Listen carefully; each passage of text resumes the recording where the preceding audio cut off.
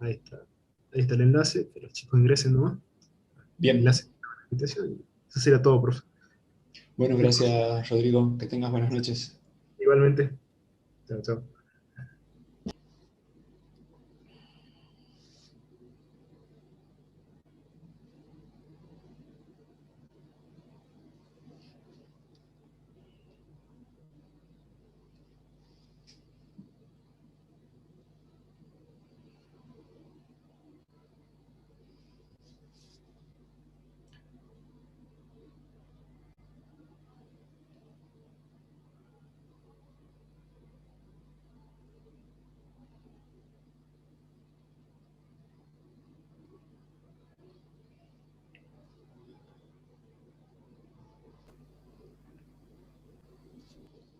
Buenas noches. Hola, buenas noches. Un gusto escuchar un saludo. Buenas noches. Buenas noches, profe. David. Muy buenas Buenas noches, profe. noches. Buenas noches, profe. Ahora voy a escuchar Buenas noches. 199 buenas noches. Bueno, muchas gracias. Buenas noches. Bienvenidos y bienvenidas a la clase de Derecho Privado, Obligaciones y Contratos. Hoy vamos a iniciar con la unidad número 5. En las clases anteriores ustedes vinieron desarrollando conceptos de obligaciones y parte general de derecho privado, más específicamente de derecho comercial.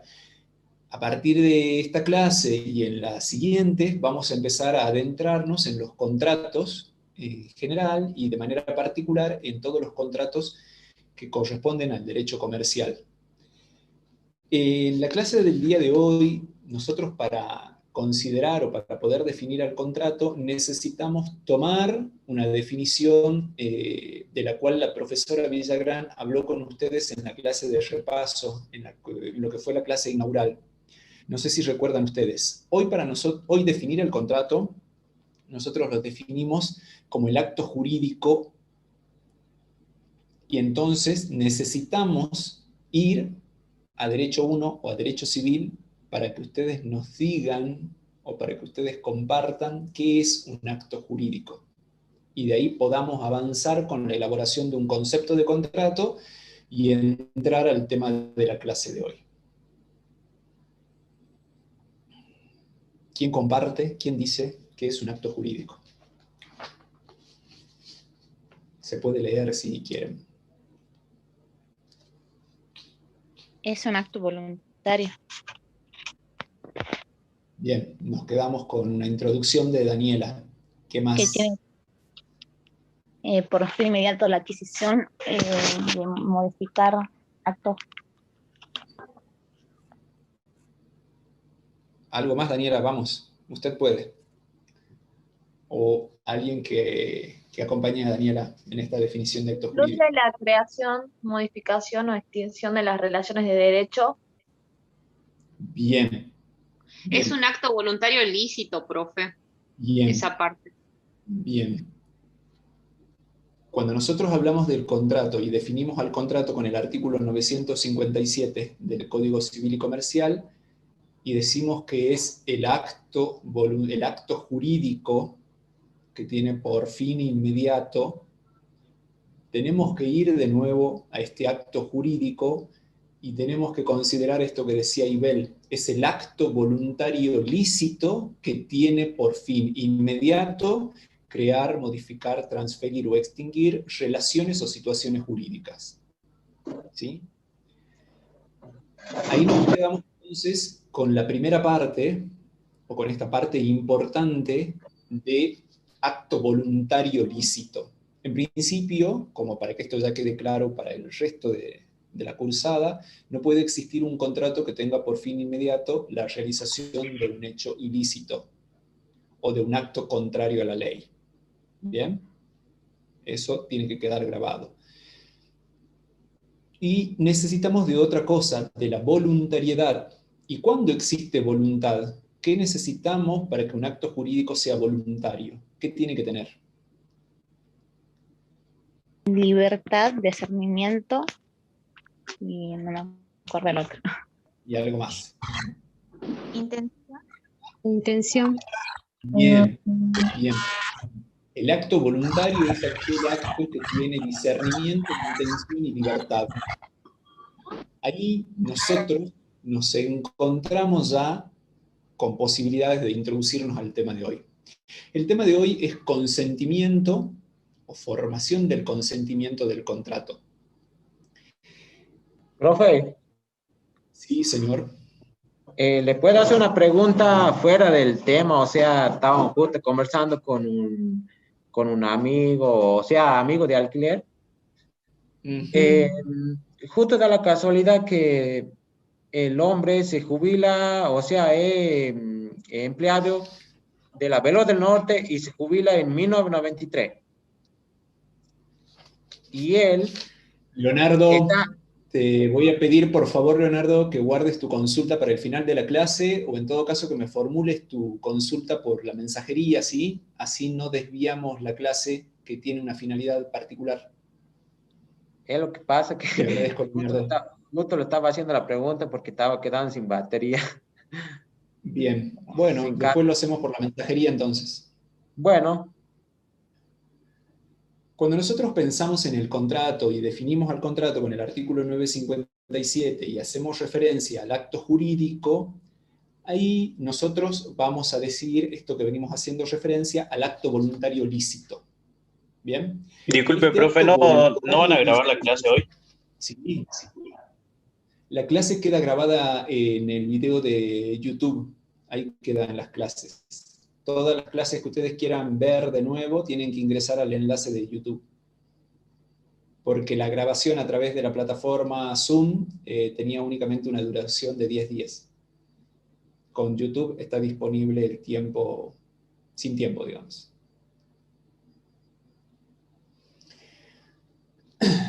Continuando. ¿Alguna pregunta más de formas? Bien.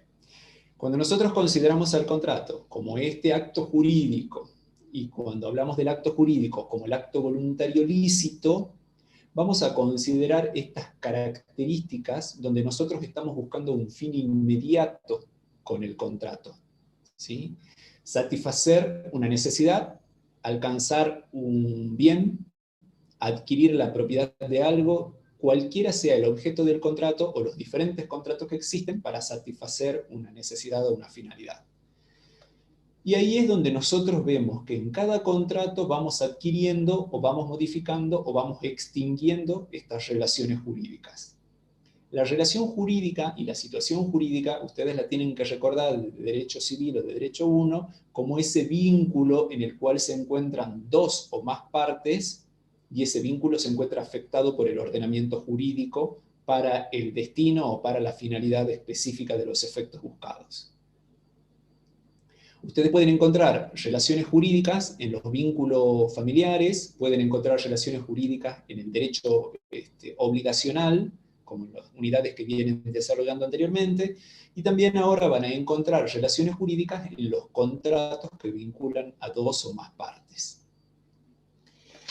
Cuando nosotros pensamos en el contrato, viéndolo ahora como el acto jurídico, ya estamos hablando de algo concluido, o de algo que ya está para producir efectos. Pero existió algo antes, que es el íter contractual, que es la etapa previa a esa formación del contrato, y ahí es donde nos vamos a concentrar el día de hoy.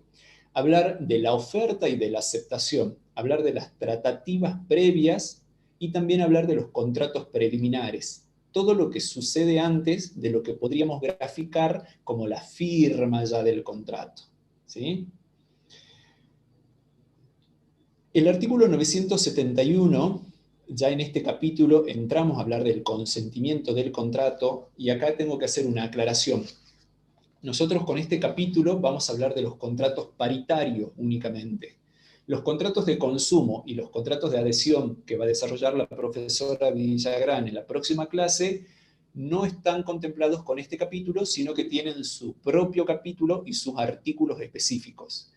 Cuando hablamos del contrato paritario, al cual me estoy refiriendo ahora, es el contrato en el cual las partes se encuentran en una posición de igualdad. Esto significa que Tomemos el ejemplo base, el contrato de compra-venta. El comprador y el vendedor se encuentran en una posición de igualdad para establecer cláusulas, para negociar puntos dentro de ese contrato de compra-venta. ¿Se comprende? No existe una desigualdad entre ellos, sino que están en un pie de igualdad. Por eso se denomina contrato paritario, porque están a la par, por paridad. ¿Bien? Entonces eso tiene que quedar claro. Cuando hablamos de este tipo de oferta y de este tipo de aceptación, estamos hablando del contrato paritario. Hablar de la oferta hoy, alejándonos de lo que sería conceptos económicos y centrándonos en conceptos jurídicos, la oferta es el acto jurídico unilateral. ¿Por qué la oferta es un acto jurídico? Esto necesito que me digan, que alguien me diga, me ayude, o a ver. Porque esto suele ser pregunta de examen, suele ser pregunta en los parciales. ¿Qué es la oferta? Y ustedes tienen que conceptualizar a la oferta como un acto jurídico unilateral. ¿Por qué es un acto jurídico unilateral? Esa es la pregunta subsiguiente. O sea, que siempre hacemos en los parciales. ¿Por qué dice usted que es un acto jurídico? ¿Alguien? Porque es ejecutado con intención. Bien.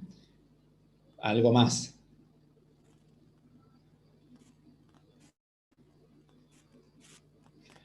Algo más, porque sí. ¿Que genera una obligación? Algo así, por ahí va la respuesta. Pero nosotros lo que por ahí esperamos es una respuesta elaborada. ¿Cómo, señor?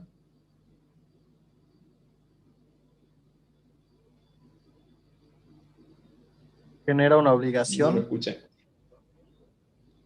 No, todavía no estamos en el campo de las obligaciones. Todavía no firmamos un contrato, todavía no tenemos obligaciones nacidas para las partes dentro del contrato. Estamos en una instancia previa. Cuando digo que la oferta es el acto jurídico unilateral, estoy diciendo que es la manifestación de voluntad de una persona que tiene la intención de crear, modificar, transferir o extinguir una relación jurídica. Tiene esa intención. Únicamente nace de una de las partes. ¿Sí? Esa parte, de manera unilateral, expresa algo. Puede expresarlo de manera verbal, lo puede expresar por escrito, lo puede expresar de diferentes formas, pero expresa algo. Y la otra condición o característica para que exista oferta es que la oferta tiene que tener una finalidad recepticia. Tiene que estar destinada a alguien.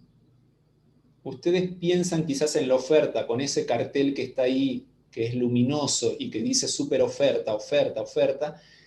Ese no es el ejemplo al que nosotros atinamos o al que nosotros miramos cuando hablamos de oferta dentro de la formación del consentimiento para un contrato.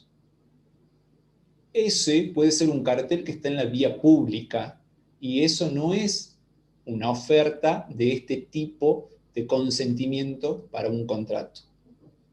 Sino ustedes tienen que pensar en la persona humana o en la persona jurídica que se dirige a otra persona humana o a otra persona jurídica y de manera unilateral le dice: quiero realizar un contrato con vos. Quiero que celebremos un acuerdo para la entrega de mercadería. ¿Sí? Eso es una oferta, porque estamos hablando de un acto donde una de las partes tiene la intención de obligarse, esto que decía su compañero, tiene la intención de obligarse en crear un contrato. Y se lo expresa a la otra parte. En consecuencia, necesitamos nosotros que del otro lado haya una persona determinada o determinable que reciba este acto jurídico unilateral. Es lo que dice ahí en el primer cuadro, cuando nosotros hablamos de una persona determinada o determinable. Ese cartel que está abajo, ese cartel luminoso que dice super ofertas, que está puesto en la vía pública, eso es una invitación a ofertar. Ahí hay una modificación, hay un cambio en el vínculo, o hay un cambio en la técnica jurídica, donde quien puso el cartel está invitando, a otros a que realicen una oferta. ¿Sí? Y no es la situación de este contrato paritario en particular. La segunda parte de la oferta, que se encuentra manifestada, ¿sí? Le hago una consulta. Por ejemplo, cuando uno tiene una propiedad y la quiere poner en el alquiler, ¿estaría haciendo, digamos, una oferta? Sí. Bien, ya entendí entonces. Gracias. Exactamente. Ahí estamos hablando de una invitación a ofertar también.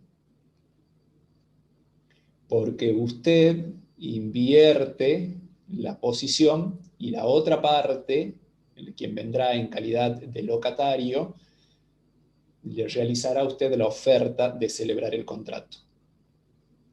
Hay un círculo, ya vamos a llegar a esa instancia de la formación del consentimiento, donde tiene que coincidir la oferta con la aceptación.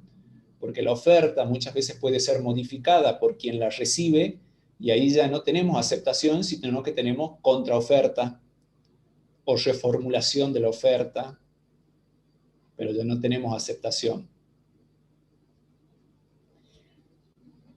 Lo que les estaba diciendo, que la otra parte... Profe, cuando queremos vender...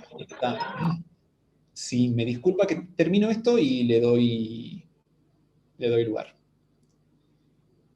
Esta oferta tiene que tener las precisiones necesarias para que nosotros, o para que el aceptante, conozca cuál es el alcance del contrato que se está pretendiendo celebrar.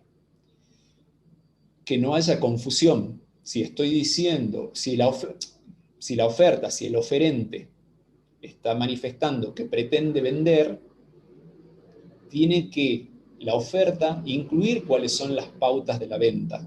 Forma de pago, fecha de entrega, lugar de entrega, todo lo que hace a ese tipo de contrato.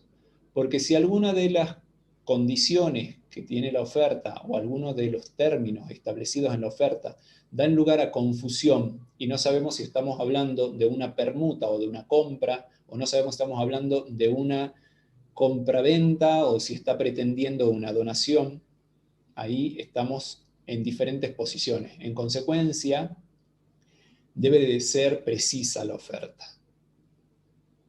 Ahora sí, señorita, la escuchamos. No, le quería preguntar que supongamos si vendemos una propiedad, ¿también sería una oferta? Si usted me dice que estamos vendiendo una propiedad, ya el contrato está concluido. ¿Sí? Si usted me dice que está por poner en venta una propiedad, podríamos hablar de una posibilidad de oferta.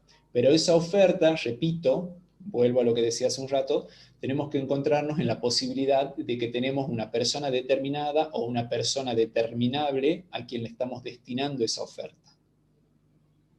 Porque si es una invitación a ofertar, si ponemos un cartel en el frente de la propiedad donde el cartel únicamente dice en venta, estamos invitando a quienes pasan por la vereda y ven el cartel a que toquen la puerta, toquen el timbre o busquen el número de teléfono del vendedor para hacerle una oferta de compra. ¿Se comprende? Sí, profe, gracias. Diferente es la situación. Ustedes tienen que pensarlo un momento dentro del ámbito comercial. O sea, ustedes como futuros contadores, contadoras, como el proveedor, como el empresario, como el productor está realizando la oferta de los bienes, de los servicios que tiene. O al mismo tiempo está tratando de obtener los productos que necesita. Y ahí Profe, dónde está la oferta y dónde está la aceptación. Sí, señorita. ¿Una licitación sería también una invitación a ofertar o una oferta en sí? Es una invitación a ofertar, pero la licitación es una cosa totalmente diferente, porque la licitación en sí necesita de otro procedimiento y necesita de un trámite administrativo. dependiendo si estamos hablando de una licitación pública, ¿sí? Pero en la privada, o en una posibilidad de licitación privada, la tratativa es totalmente diferente.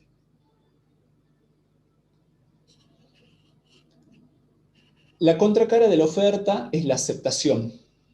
La aceptación también es un acto jurídico unilateral que proviene del aceptante o del receptor. Quien recibió la oferta puede aceptar o no aceptar. De aceptar, estamos hablando del acto jurídico unilateral y le agregamos dos términos. Le agregamos el término liso y llano, en el sentido de que no tiene que tener ninguna modificación, no tiene que haber diferencia alguna entre la oferta recibida y la aceptación entregada, brindada o manifestada. Porque si hay algún tipo de modificación, ya no hay aceptación, sino que hay lo que dije hace un rato, contraoferta.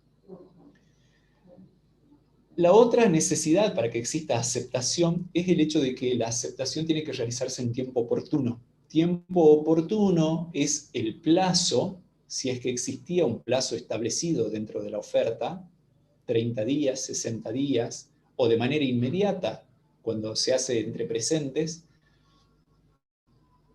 y en ese momento o en ese plazo es donde hay que manifestar la aceptación. ¿Se comprende hasta acá? Hay ciertas circunstancias y ciertas condiciones que están presentes tanto en la oferta como en la condición, pero de manera principal en la oferta. La oferta puede ser simple cuando se ofrece algo, pero en realidad estamos hablando de ofrecer, celebrar un contrato, estamos ofreciendo vender. Es simple porque no tiene ningún tipo de condición, no está sujeta a plazo, ni tiene algún tipo de resolución resolutoria. Cuando decimos que la oferta está sujeta a algún tipo de plazo, al vencimiento del plazo se extingue la oferta. O si estipulamos algún tipo de condición para esa oferta, también debe cumplirse o de reunirse esa condición para que la oferta pueda llegar a buen puerto. Y existe una tercera posibilidad, que es aquella que se denomina oferta irrevocable, en la cual el oferente o el proponente, al momento de realizar la oferta, manifiesta que esa oferta es irrevocable. ¿Qué quiere decir esto? Que no podrá ser retractada. Y esa cláusula, esa condición, obliga y condiciona tanto al proponente como a los herederos del proponente, salvo que en la oferta haya una situación o una condición que implique la persona del oferente.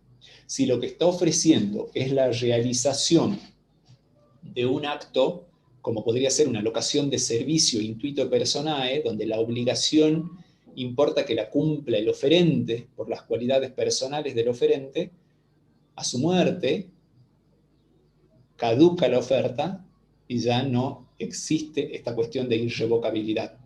No se le podrá reclamar a los herederos el cumplimiento de esa oferta. ¿Por qué? Porque la persona era la importante en este aspecto. Eso ustedes lo tienen que recordar o lo tienen que leer y estudiar bien cuando hablan de las obligaciones de hacer, cuando dentro de las obligaciones de hacer hablan de obligaciones intuito personales.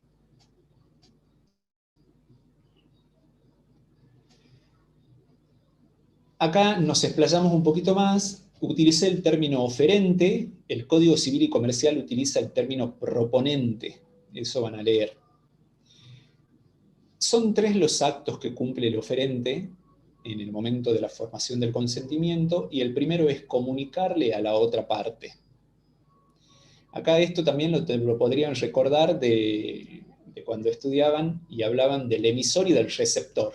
Hay una comunicación entre el emisor y el receptor. Alguien emite algo, está esperando que llegue al destinatario y al mismo tiempo está esperando que regrese una respuesta. ¿Sí? Es ahí donde nos encontramos nosotros. El oferente quiere celebrar un contrato, no está jugando a que va a celebrar un contrato, él desea celebrar un contrato. Por eso estamos hablando de acto jurídico. Por eso hablamos de acto voluntario, ¿sí? Hay un fin. En consecuencia, las ofertas que se realicen en broma no tienen que ser consideradas como manifestación de la voluntad. O las ofertas que pueden realizarse muchas veces de manera pedagógica o docente, cuando en el ejemplo de algo los profesores damos ejemplo y es como que estamos ofreciendo algo, en realidad no hay una intención de celebrar un contrato, sino únicamente poner en un ejemplo algo para que se haga más comprensible. Ahí agregué dos condiciones o dos circunstancias, que es la oferta cuando se realiza a personas presentes o cuando se realiza a personas no presentes. La condición o la circunstancia de la presencialidad no es una cuestión que tenga que ver con lo físico o con el acercamiento, no es, sino que tiene que ver con una cuestión temporal. Porque piensen ustedes en la oferta telefónica, cuando el oferente llama a una persona y le realiza una oferta. Ahí no hay una presencia física entre las partes, pero sí hay una inmediación a través del canal de comunicación, o la oferta que se realiza a través de las técnicas de comunicación e información, computadoras, teléfonos celulares, aplicativos, aplicaciones, todos estos medios que permiten una inmediación directa, y en consecuencia la respuesta puede ser inmediata. Eso es lo que nosotros estamos pensando, en que en estas situaciones se da esa posibilidad de una respuesta inmediata. Cuando la oferta es realizada a una persona no presente, que puede ser la epistolar, la que se realiza a través del correo postal, la que se realiza a través del correo electrónico, donde se emite la oferta, se envía la oferta y transcurre un tiempo, o puede transcurrir un tiempo, hasta que la otra parte la recibe. ¿Bien? Ahí también estamos hablando de que la aceptación, en todo caso, será inmediata. No será inmediata, sino que estaremos esperando la recepción de esa respuesta. Enviamos la oferta y tenemos que esperar. Y en la misma oferta, muchas veces, ¿qué es lo que sucede? Se estipula el plazo. 48 horas, 24 horas, si es una cuestión más urgente, donde ahí tenemos esta situación de un plazo establecido para que responda. Y cuando el plazo no está puesto, no está establecido, estamos hablando de un plazo razonable. Si lo que estamos ofreciendo, si lo que enviamos en el mail era una oferta de granos o de tabaco, tenemos un plazo prudencial donde la otra parte, obviamente el destinatario, conoce el mercado, sabe de granos, sabe de tabaco, sabe cuál es el tiempo en el cual esa oferta va a estar vigente. Después de ese plazo ya su aceptación será nula porque habrá caducado el plazo por el transcurso del tiempo. Tengo que ir al chat porque veo que están escribiendo en el chat y no estoy prestando atención a eso. Estaban hablando sobre la grabación de la clase. Gisela pregunta de cuando hablé de la clasificación, cuando consideré a la oferta, los tipos de oferta, nosotros hablábamos de la oferta simple, de la oferta sujeta a plazo o condición y de la oferta irrevocable. Eso también ustedes lo van a ver cuando vean parte general de obligaciones, cuando repasen o cuando empiecen a ver el material, van a ver que hay obligaciones condicionales. Hay obligaciones simples, que no tienen ninguna condición, y que hay obligaciones que sí, que se estipula un plazo para su cumplimiento o que hay algún tipo de condición revocable de la obligación. Al momento del cumplimiento de esa condición, se revoca o desaparece. Bien, le pido disculpas a quienes escribieron en el chat que no respondí. Bien, genial. Bueno, estaban respondiendo sobre lo que es el acto lícito. Belén pregunta si el plazo es de 48 horas. No, Belén. El Código Civil y Comercial, por un principio de libertad que da a las partes, son las partes las que van a decidir o van a establecer si esa oferta tiene un plazo. puede no tenerlo, y si lo tiene, es decisión del oferente estipular el plazo. Puede ser 24 horas, puede ser 48, puede ser 72, puede ser una semana, puede ser un mes. Ya lo estipula el oferente en base a las necesidades de su actividad comercial, de su necesidad, de su urgencia, etc. Eso es algo que analiza el oferente al momento de realizar la oferta. El artículo 975 trae la posibilidad de que la oferta sea retractada. ¿Cuándo puede ser retractada la oferta? En todo momento, con la condición de que el destinatario de la oferta conozca la retractación antes de haber recibido la oferta o al mismo tiempo que recibió la oferta.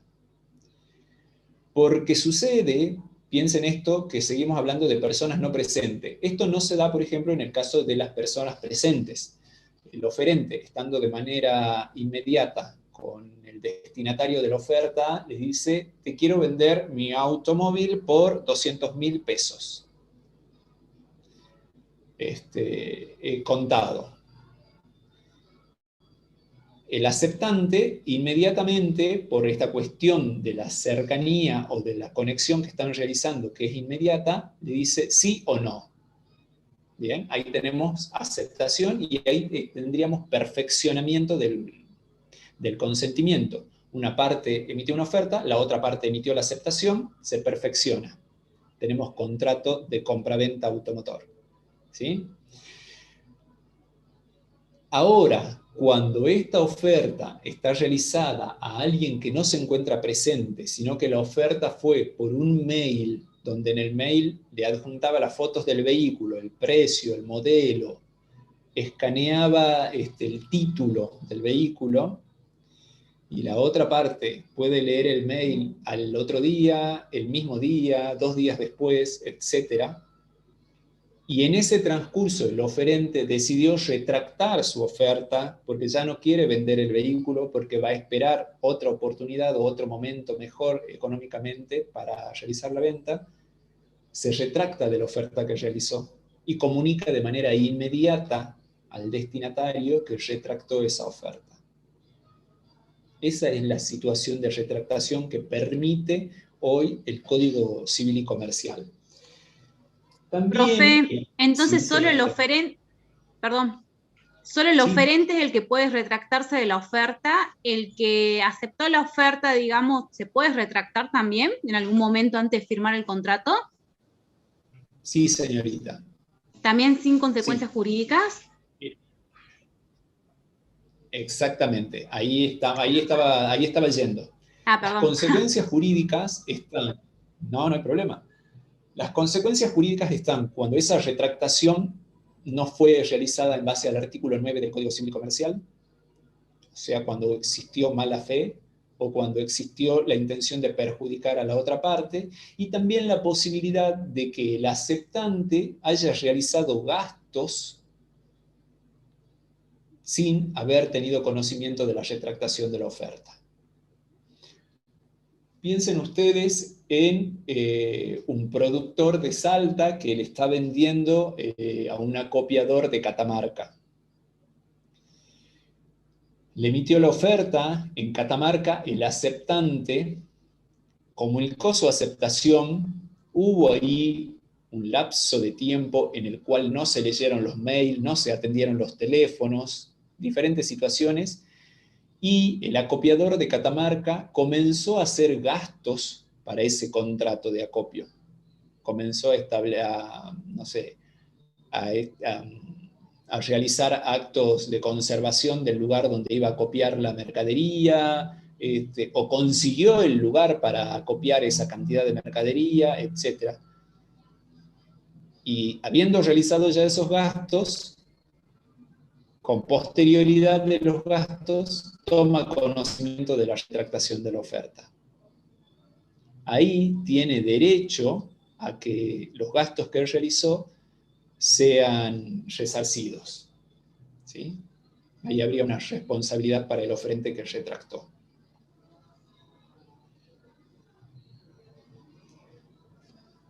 ¿El aceptante puede retractarse? Sí, el aceptante también puede retractarse Es lo que pregunta Luciana en el chat. La condición está en que la retractación, tanto de la oferta como de la aceptación, tengan que ser conocidas al mismo momento que la oferta realizada o que la aceptación. No sé si se entienden. Tienen que imaginar una situación de recibí la oferta, acepté la oferta, pero de manera inmediata decido no realizar el contrato porque no es conveniente, porque no me aprobaron el crédito, por diferentes motivos decido no aceptar. De manera inmediata o por otro medio más inmediato, tengo que comunicarle al oferente que retracté mi aceptación.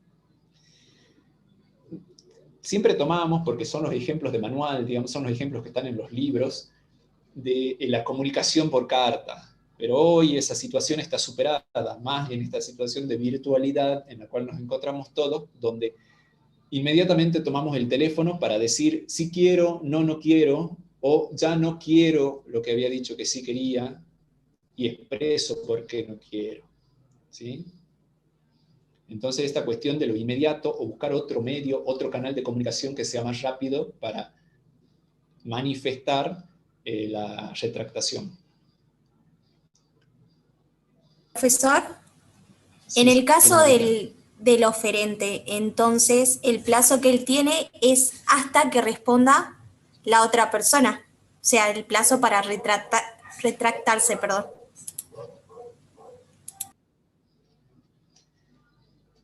El plazo para retractarse está como sujeto a una situación, a que la oferta sea recibida por la otra parte. La teoría que utiliza aquí el Código Civil y Comercial en todo lo que es formación del consentimiento es la teoría de la recepción. Que la otra parte recepcione algo, ¿sí? Recepcione la manifestación. Ustedes tienen que pensar dos partes donde una le comunica a la otra algo, y si en el medio o luego de expresar la oferta se retracta, tiene que enviar inmediatamente la retractación para que la otra persona tome conocimiento de la retractación, junto con la oferta o antes que la oferta. Muchas gracias. Por favor. Tengo la sensación de que estoy gritando, no sé por qué. Espero no estar haciéndolo.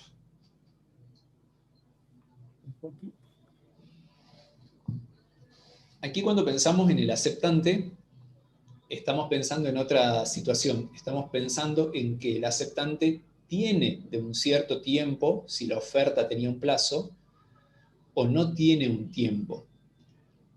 Pero sin embargo, tiene que procurar aceptar de manera inmediata o lo antes posible y comunicar, por esto que dije recién de la teoría de la recepción, comunicar al oferente la aceptación. Aquí está el artículo 981, que es lo que me preguntaban ustedes recién. La aceptación puede ser retractada en los términos del 981, y la retractación, al igual que la retractación de la oferta, tiene que llegar junto con la manifestación de la voluntad o antes. ¿Sí?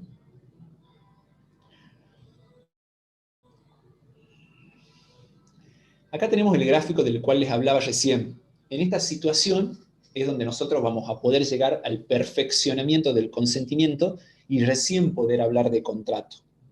Porque, como les dije hace un rato, como les dije al inicio, nosotros estamos en el interconstitutivo, nosotros estamos en los pasos previos para llegar a un contrato. Los pasos previos son la oferta de un lado y la aceptación del otro. Ustedes en verde tienen en sus pantallas, imagino que hacia la izquierda, el término oferta. Esta oferta está dirigida, siguiendo las agujas del reloj, hacia otra parte que tiene que recepcionarla. ¿Sí? El Código Civil y Comercial, en el 983, habla de conocer o deber conocer, de conocer la manifestación, de conocer la oferta. ¿Sí? Durante ese trayecto, que ustedes pueden imaginarlo o pueden pensarlo en horas, o pueden pensarlo en días, en ese trayecto el oferente puede retractar su oferta. Ahora, cuando esa recepción está por la otra parte, ya no hay posibilidad de revocar la oferta. No porque esté prohibido, si puede revocar la oferta. La situación está en, como decía su compañera, que tendrá una consecuencia jurídica. Tendrá que reparar a la otra parte la oferta que fue retractada de manera abrupta o de manera perjudicial para el destinatario.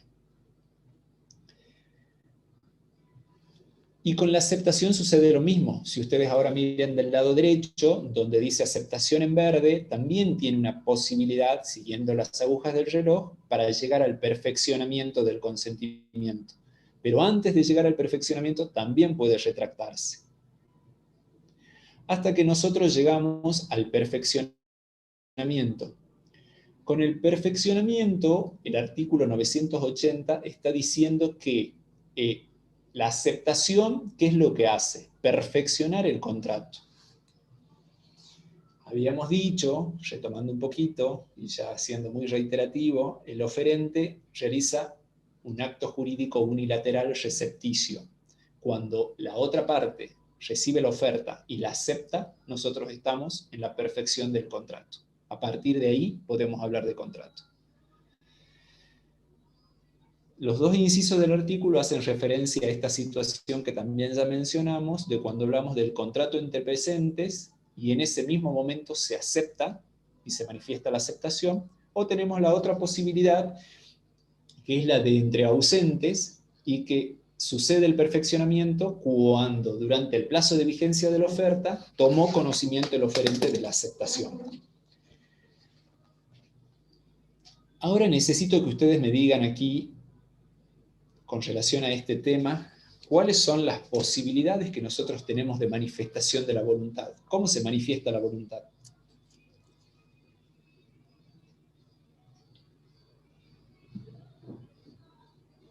Profe. De forma escrita o oral. Bien. ¿Algo más? Podría ser por signos inequívocos por la ejecución de un hecho material. Bien. Bien, perfecto.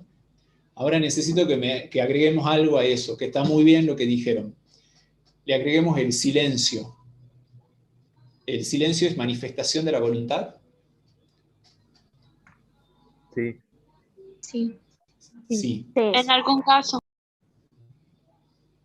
A ver. Depende que no. El depende siempre soluciona muchas cosas. Pero veamos, a ver, todos dicen sí, estoy de acuerdo con quienes dicen sí, ahora, ¿en qué situaciones?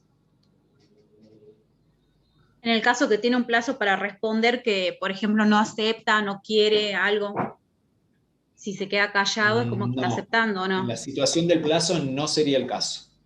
Pensemos en otra situación donde el silencio sí es manifestación de la voluntad.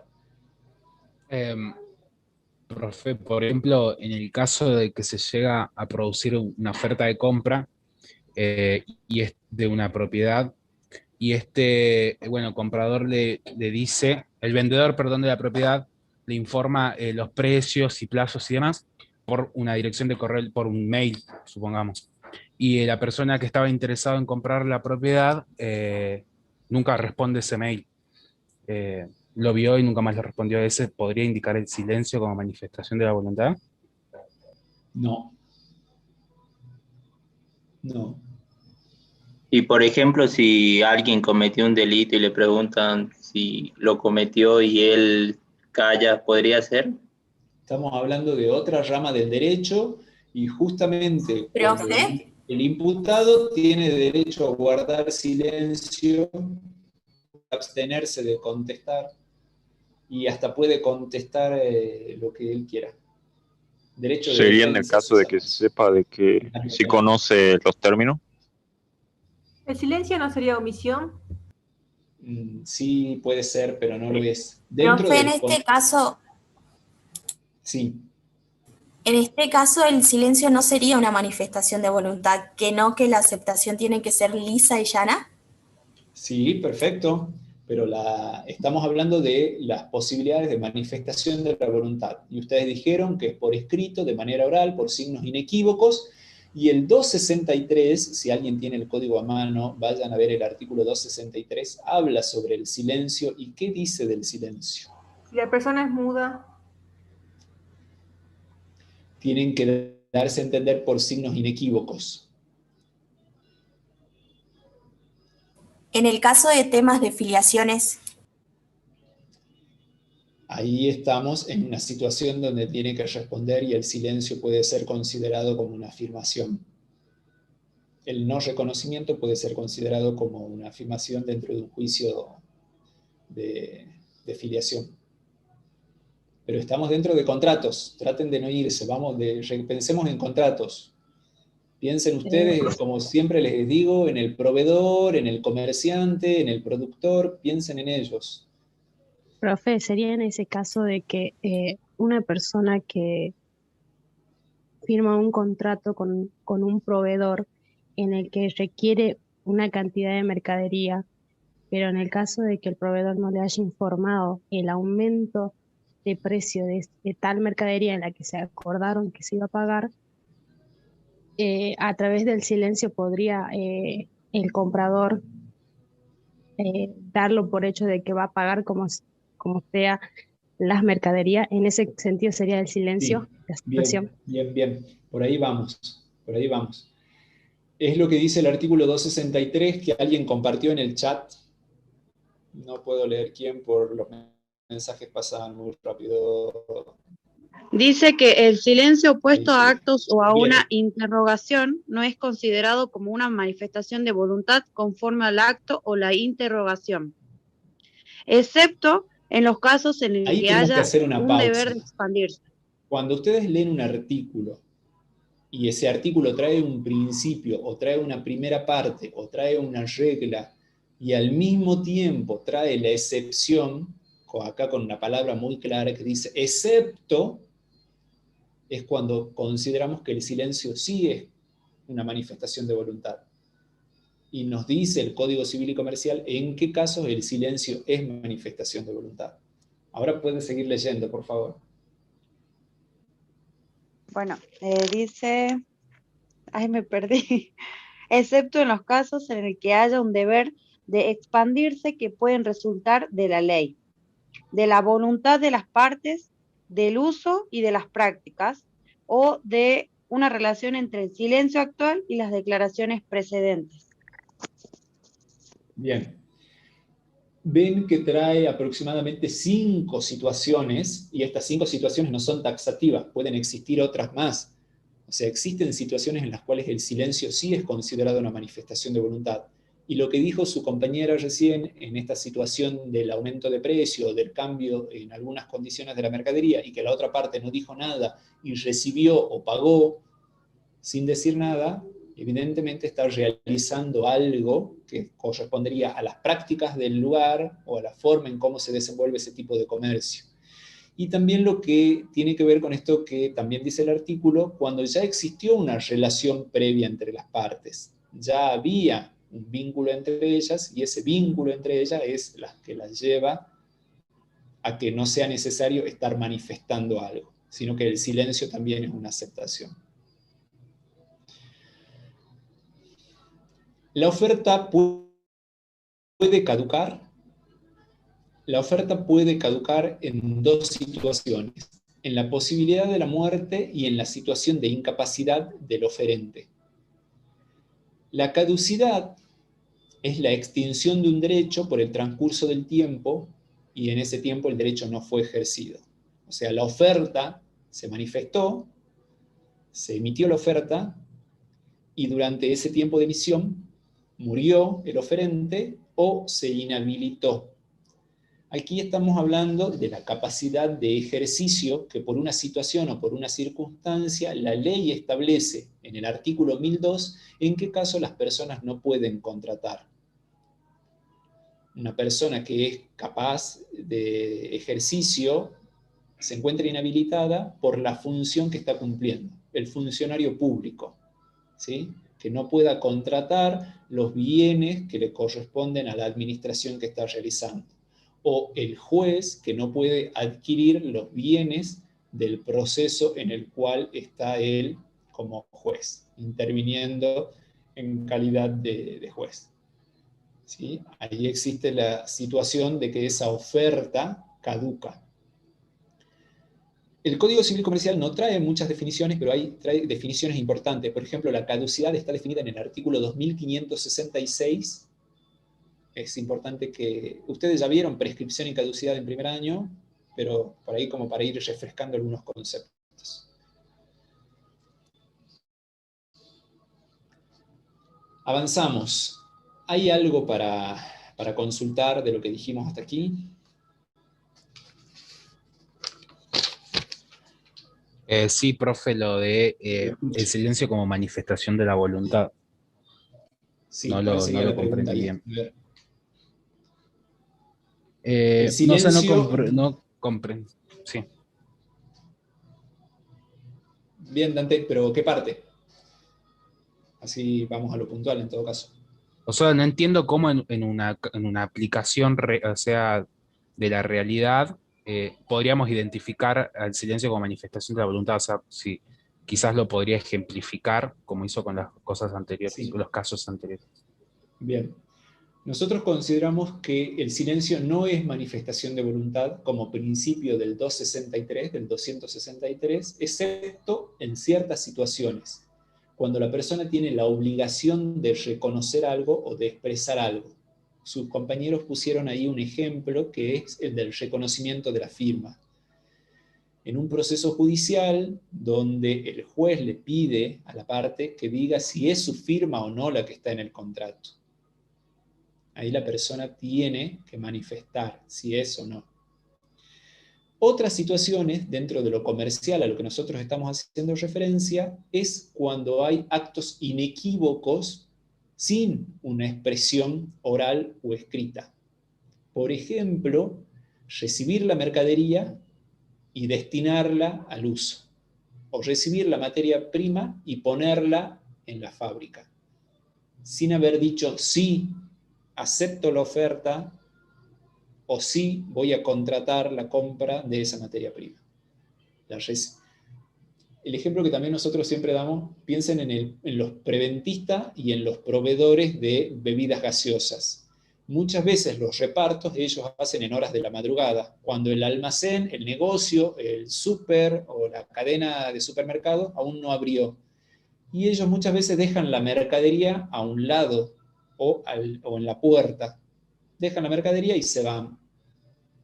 El dueño del negocio, el dueño del almacén, al momento de abrir el negocio, entra la mercadería. En ningún momento hubo una manifestación oral de celebración de ese acto, pero los hechos inequívocos demuestran que hay manifestación de voluntad. ¿Sí? Espero que se haya comprendido ahí un poco mejor. Disculpe, profe, sí, la caducidad, ¿en qué artículo está? 2566. Ah, bien, muchas gracias. Cuando piensen, por ¿Profe? ejemplo... Sí. Disculpe, en el caso de las personas incapaz o con capacidad restringida, ¿qué pasa cuando se deja sin efecto el contrato? ¿Se puede restituir el pago a la otra persona? Usted me está hablando de oferta, ¿aún estamos en la etapa de la oferta? No, en el caso de que se haya concretado un contrato en donde una de las partes, el oferente, era incapaz o con capacidad restringida y la otra parte pagó, aceptó esa oferta, ¿qué pasa en ese caso? ¿Se deja sin efecto todo y se restituye el dinero o la...? Bien, ahora comprendo. Al momento de celebrarse el contrato, el oferente no expresó su falta de capacidad o no manifestó la restricción de la capacidad, hablando bien, digamos, no manifestó la restricción de la capacidad que tenía. En consecuencia, no podía disponer de los bienes, sino que necesitaba del representante, del apoyo o de la autorización judicial. En consecuencia, el acto jurídico es nulo. y no hay indemnización para la otra parte. Avancemos. Ok, gracias. Por favor. No estoy leyendo el chat, pero porque no estoy viendo el chat de YouTube.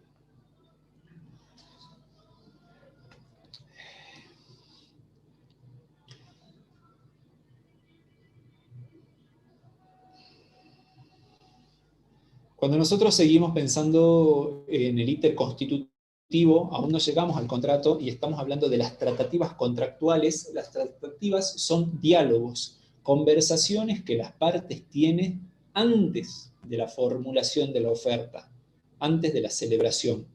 Por este principio que les dije hace un rato de libertad que contempla el Código Civil, nosotros tenemos esta situación donde una de las partes con la otra tienen toda la posibilidad de realizar todas las conversaciones previas. Estas conversaciones tienen tinte jurídico y tienen un tinte metajurídico. O sea, se puede hablar de cuál va a ser el alcance de la ley, cuál va a ser la aplicación, si va a haber una ley general, una ley especial, las cláusulas del contrato, o también puede tener situaciones de hecho que tienen que ver con el tipo de mercadería, cómo es la mercadería, en qué fecha va a estar disponible la mercadería, cuál va a ser la forma de pago, o muchas veces compartirse entre las partes que se encuentran en una tratativa secretos que tienen que ver con el negocio de cada una de ellas, o la expresión o la puesta en muestra de mercaderías o de sistemas de negociación. Piensen ustedes en una empresa que recibe en sus oficinas a un representante de otra empresa y viene con el maletín y en el maletín trae las diferentes carpetas con quienes ya contrató y por qué lo beneficiaría contratar con ella. También puede explicarle de manera secreta o de manera confidencial cuál es el sistema que aplica en sus negociaciones. Todas las tratativas tienen la intención de llegar a buen puerto. Por eso hablamos siempre del principio de buena fe. La intención es alcanzar el contrato. Pero puede suceder que no. En las tratativas contractuales no existe la obligación de contratar. ¿Sí? Por eso estamos hablando de un diálogo, de una conversación que existe entre las partes. Ese diálogo, esa conversación puede materializarse o instrumentarse a través de lo que se denomina carta de intención, que es lo que establece el Código. Las únicas exigencias que trae el Código Civil y Comercial con relación a las tratativas contractuales es que tiene que existir un deber de cooperación entre las partes. ¿Cooperar qué significa? Que una de las partes entregue a la otra parte la información necesaria para saber si le conviene o no le conviene, si es oportuno o no, o cuál va a ser el beneficio que va a obtener con ese tipo de contrato. Que envíe, por ejemplo, una muestra de la materia prima, o que envíe los estudios que se realizaron sobre esa materia prima, o cuáles son los avances que hay en la investigación o en una de las etapas de investigación de ese producto, si es un producto nuevo. Piensen ustedes en muchas situaciones que pueden darse en estas conversaciones previas. O en estas, no son previas, son conversaciones concretas. Es previo a un contrato. La otra condición es el deber de confidencialidad. La confidencialidad, existe una ley que es la ley de confidencialidad, obliga al secreto, y el secreto existe cuando una de las partes aún no hizo público algo y en consecuencia le manifiesta a la otra parte que no quiere dar a conocer una fórmula, no quiere dar a conocer una investigación, no quiere dar a conocer un método. La otra parte tiene la obligación de mantener en confidencialidad esa manifestación que realizó la contraria.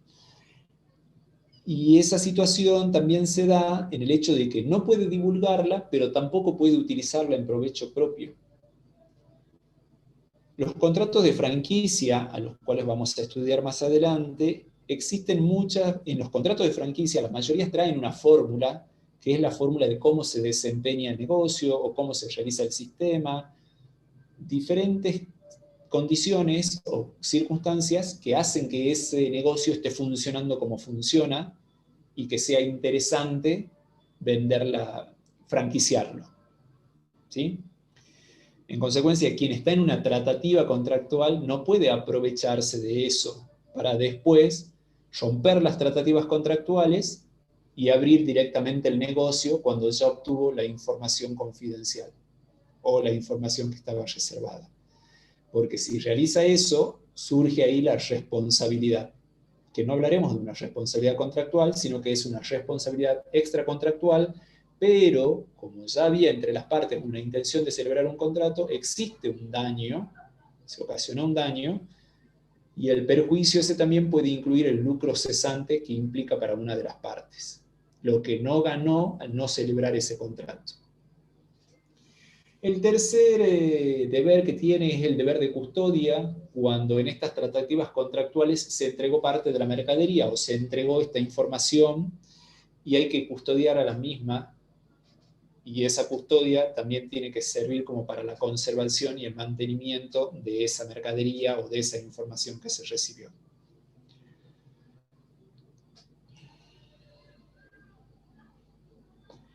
La otra posibilidad que nosotros tenemos es la del contrato preliminar. El contrato preliminar es un acto jurídico, no es el contrato, pero sí es un acto jurídico que está determinando cuáles son los elementos esenciales del futuro contrato. Cuando digo elementos esenciales, me estoy refiriendo a los sujetos, al objeto y a la causa. ¿Sí? En consecuencia, aquí sí tenemos un instrumento. Y tenemos un instrumento al cual le damos un plazo para que se cumpla ese contrato. El plazo que trae la ley es de 1 año. Las partes pueden estipular otro plazo. Pero ese contrato preliminar tiene que cumplirse en el plazo estipulado. Y tiene que cumplirse con las partes que lo firmaron. Por esto que decíamos recién de elementos esenciales. Piensen ustedes que otra exigencia que trae el Código Civil con esto es que cuando existe una forma específica para el contrato, la forma del contrato preliminar tiene que ser la misma forma que la del contrato. Si estamos hablando de una donación o de una compra-venta de bienes inmuebles, la compra-venta de bienes inmuebles tiene una forma ad solemnitatem. Tienen que ser realizados por escritura pública. Si se realiza con otra formalidad, ese contrato es nulo. En consecuencia, si celebramos un contrato preliminar de una compra-venta inmobiliaria, el contrato preliminar también tiene que ser realizado por escritura pública. O en la donación, por ejemplo. En la donación de muebles registrables, esa donación tiene que ser hecha, tiene que ser realizada con una escritura pública. En consecuencia, el contrato preliminar también. El término que utiliza el Código Civil y Comercial es el de acuerdo, y el acuerdo es la coincidencia de voluntades entre partes para alcanzar un fin. El término acuerdo lo van a encontrar en diferentes partes del Código, y siempre tienen que pensar en esto, que coincide la voluntad de una parte y de la otra parte para la realización de un acto. ¿Sí? Hay 2 tipos de contratos preliminares. Uno es el contrato futuro, es la promesa de un contrato futuro, cuando las partes estipulan que van a formar un contrato futuro. Acá me adelanto así como para que lo comprendan. Piensen ustedes en el grupo de personas que se reunieron para constituir o para crear una sociedad. Ellos tienen ahí un contrato a futuro.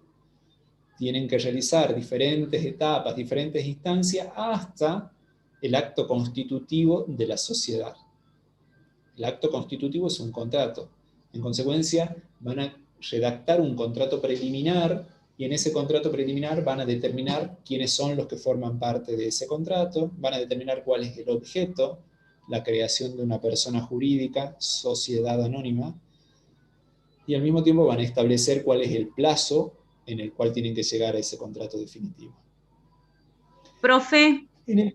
Sí, señorita. Una consulta. Con respecto a hace rato lo que vimos, las tratativas preliminares, ¿no? Sí. No. Bueno, eso, y el contrato preliminar. Sí. No, es tratativas contractuales. Eso, no me sale la palabra. Este contrato preliminar es únicamente para ciertos, digamos, actos, digamos, que se realicen, o sea, ciertos contratos que se vayan a realizar, o sí tienen que estar en todos.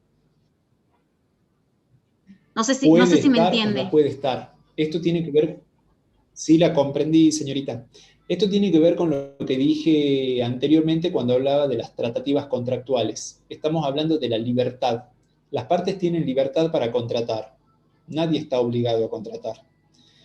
En esa libertad de contratar incluimos a la libertad de negociar. Más en el contrato paritario, donde las partes deciden qué quieren, qué no quieren, cuándo lo quieren, cómo lo quieren. ¿Sí? Por eso hay voluntad, discernimiento, intención y libertad. Y aquí lo que tenemos en el contrato preliminar es un instrumento previo al contrato, donde las partes determinan cuáles son esos elementos esenciales y puede estar en todos los contratos.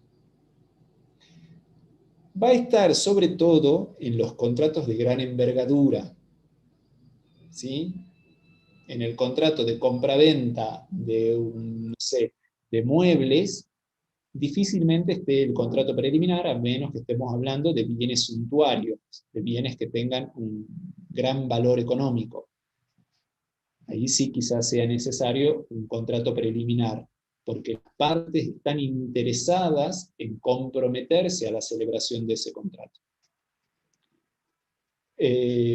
Después, más adelante, vamos a ver los contratos de colaboración, donde, por ejemplo, en un contrato de colaboración, para realizar una obra, volvemos al ejemplo de la licitación, siempre es como que surge también.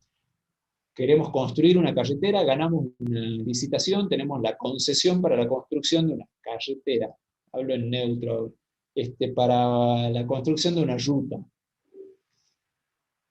El constructor tiene ciertos materiales, tiene cierta herramienta, tiene un personal, pero le está faltando un ingeniero, le está faltando un arquitecto, le está faltando camiones. En consecuencia, él, para poder realizar la ruta, quizás realice un contrato de colaboración, y ese contrato de colaboración puede estar antes con un contrato preliminar, donde el arquitecto se comprometió a una parte, el ingeniero se comprometió a otra, el transportista o el dueño de los camiones se comprometió a otra, ¿sí? Entonces ahí tenemos como varios contratos preliminares que tienen un contrato final. Al contrato preliminar ustedes lo tienen que considerar como un instrumento necesario para contratos de gran volumen.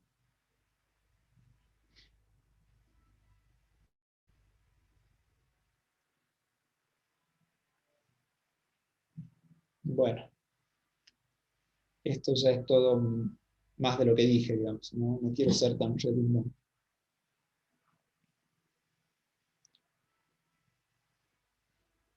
El contrato preliminar puede ser que no se cumpla, sí, puede ser que no se cumpla, que no llegue a buen puerto.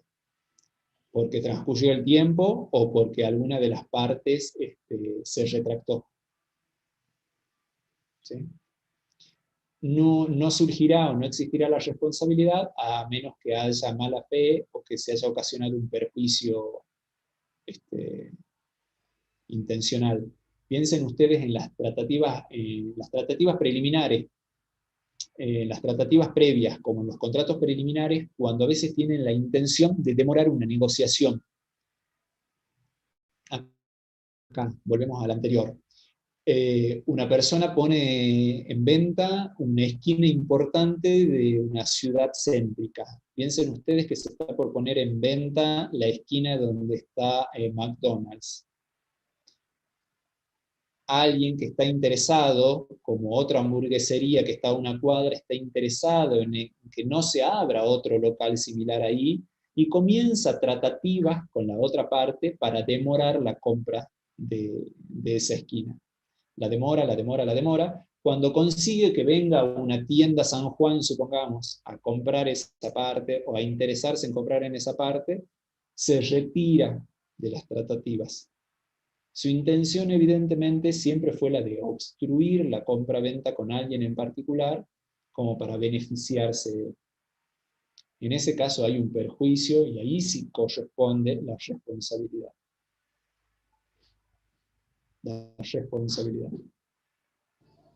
Lo mismo puede suceder en el contrato preliminar. Piensen en el ejemplo este que les daba del contrato de cooperación. Si en el contrato preliminar ya tenemos la persona del ingeniero y del arquitecto, o el estudio de arquitectura, por su prestigio, por los arquitectos, por la antigüedad en el mercado, etc., nos benefician la licitación. Y de pronto el estudio de arquitectura decide retirarse o no continuar, y eso nos ocasiona un perjuicio y no tiene causa justificada de ese retiro, también dará lugar a una reparación de daños.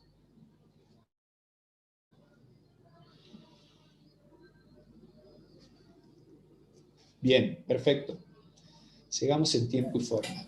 ¿Se pueden renovar El los contrato de contratos? opción, Perdón, ¿cuántas veces se pueden renovar los contratos preliminares?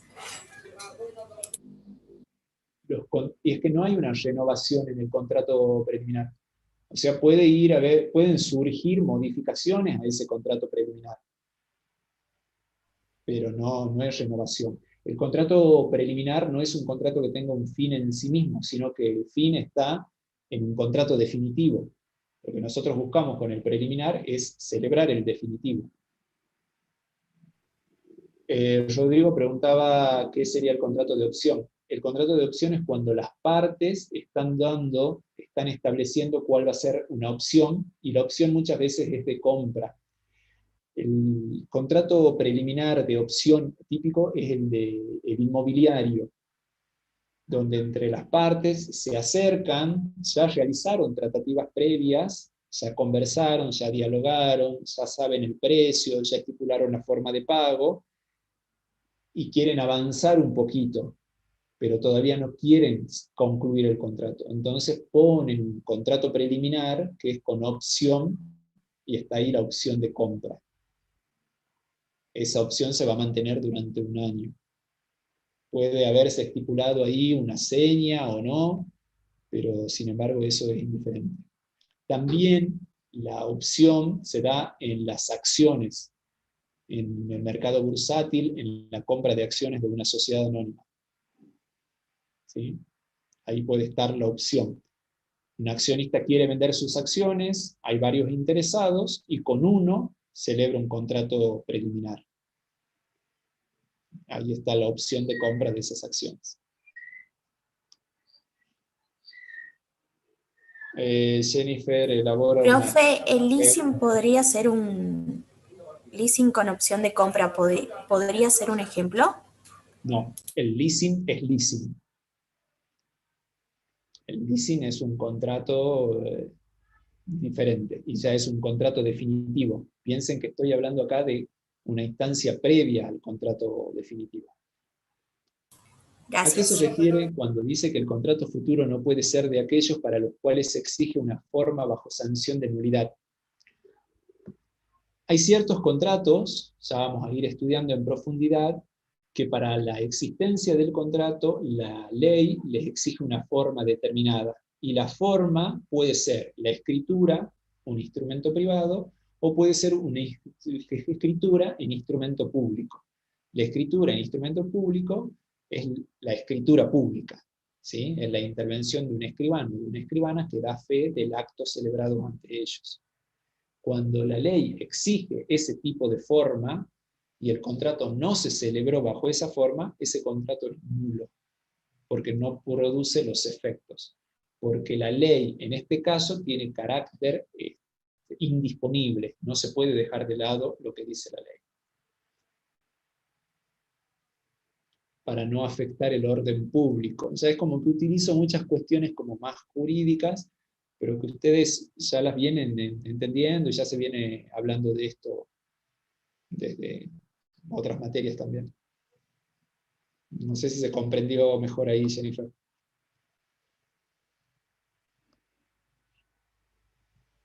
No, Victoria, Victoria pregunta de si cuando ella celebra un contrato de locación y en el contrato de locación se pone una cláusula que sería una opción de compra. Nosotros ahí tenemos un contrato que tiene una cláusula, ¿sí? Ese contrato puede estipularse esa cláusula como contrato preliminar. Pero esa cláusula, no el contrato. Porque el contrato de locación es una cosa, la cláusula de ese contrato puede ser. Pero ¿qué acabo de decir recién? Que si hablamos de bienes inmuebles, estamos hablando de una forma exigida por la ley, la escritura pública. Ese contrato de locación donde está esa cláusula tiene que haber sido realizado por escritura pública para valer como contrato preliminar. Porque, ¿qué pasa si está esa cláusula de opción de compra y después, al momento que usted quiere comprar, el locador ya no quiere vender? ¿Sí? Ahí entramos de nuevo a las tratativas, a conversar entre las partes de si se vende o no se vende.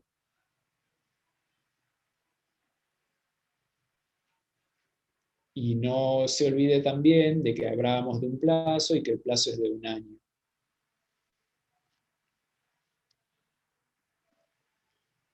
Bueno, hasta aquí concluiría mi explicación. Ah, no, tengo preguntas.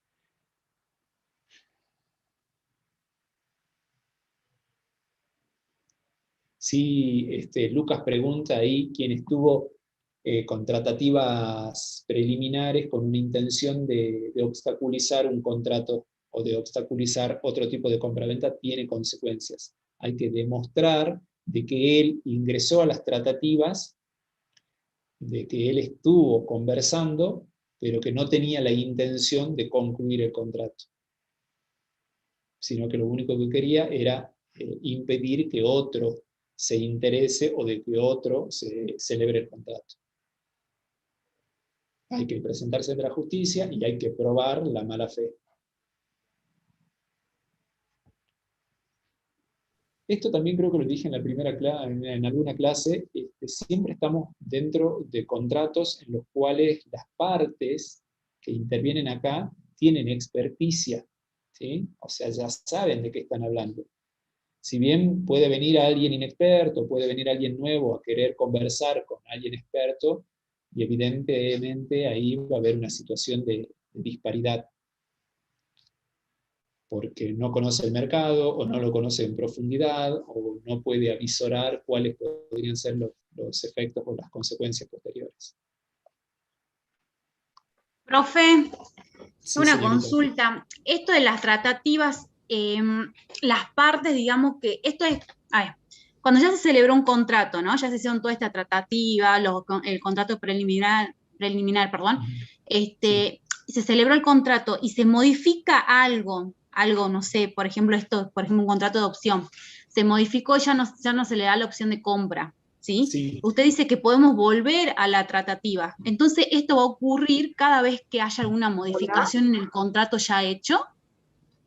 No, O sea, ¿se puede volver a hablar siempre? No, ya hablamos de un nuevo contrato. De un nuevo contrato y de nuevas tratativas. Ah, bien, gracias. ¿Sí? Ahí daban un ejemplo que está muy bien, que es como contrato preliminar el de una obra de arte. El comprador o la galería de arte conviene con un artista en la elaboración de piezas. ¿Sí? Estamos ahí hablando de un contrato preliminar.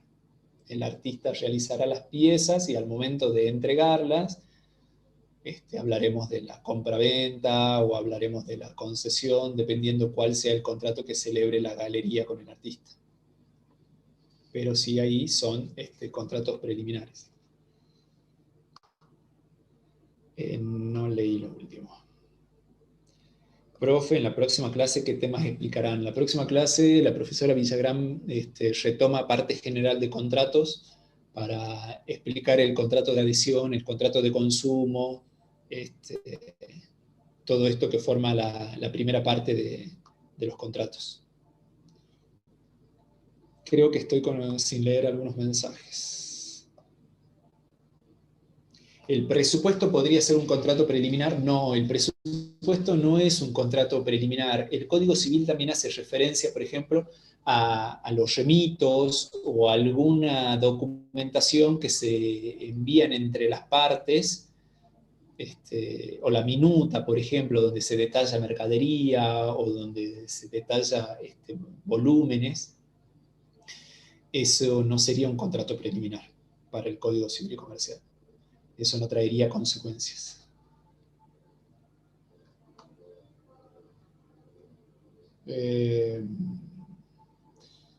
Bueno, pido disculpas si no leí algún mensaje. Profe, Sí, señorita. una pregunta, no sé si se la tengo que hacer a usted o a la profe Villagrán. Es con respecto al trabajo práctico de los contratos. ¿Cuál? Perdón, de los... ¿Medios electrónicos de pago? Sí, perdón. Sí. Pasa de que hay un foro de consultas Sí. y como que nos piden que tenemos que elegir la comisión 1 o 2. ¿Cómo es eso? Vamos a configurarlo nosotros ahora, en realidad, para que ustedes puedan escribir en ese chat, en ese foro, y ustedes elijan pongan en el foro, en el tema de a debatir, pongan un número de grupo, y adentro del mensaje escriban los integrantes del grupo, y ahí si quieren ya pueden empezar a compartir los avances de su actividad.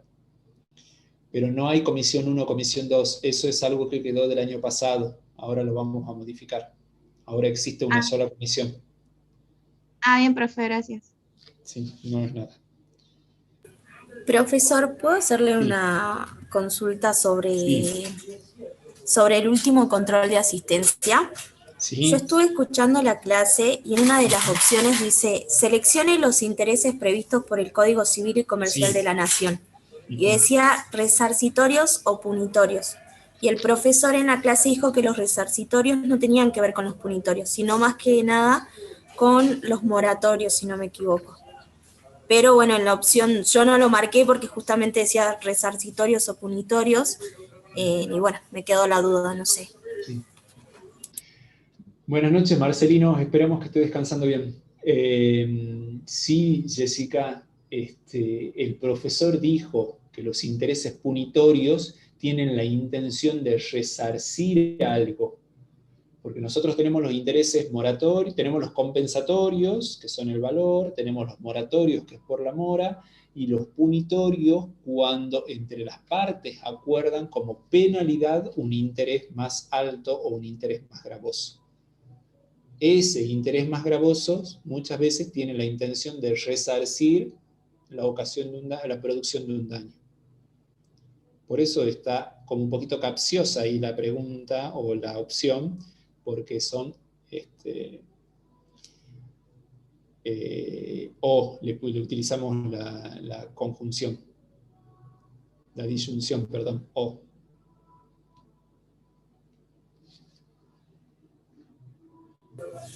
Gracias.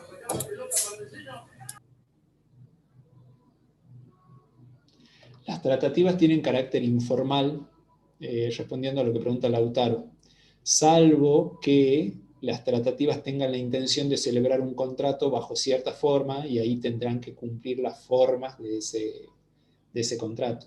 Si se instrumentó.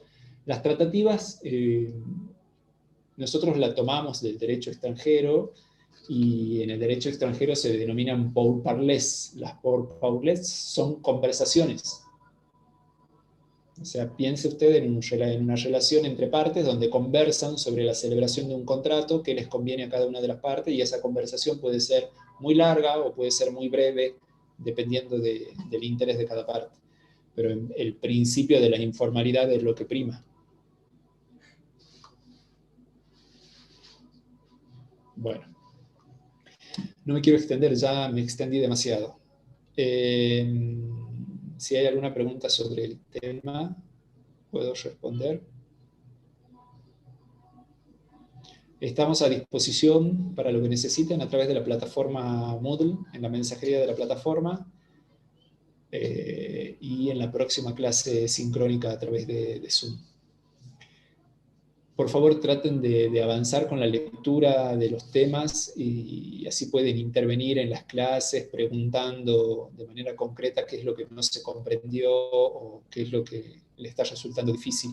El profesor Pablo en la clase anterior les recomendó de que vean un código civil y comercial, y es también lo que nosotros recomendamos siempre, que vayan mirando el programa, que vayan viendo las clases y vayan siguiendo la lectura del código civil y comercial, ¿sí?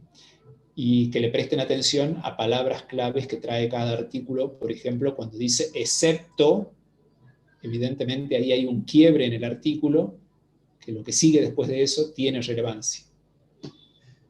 Feliz Día del Trabajador, feliz día a las trabajadoras que están en el grupo, a los estudiantes los saludaré en septiembre. Que tengan muy buenas noches.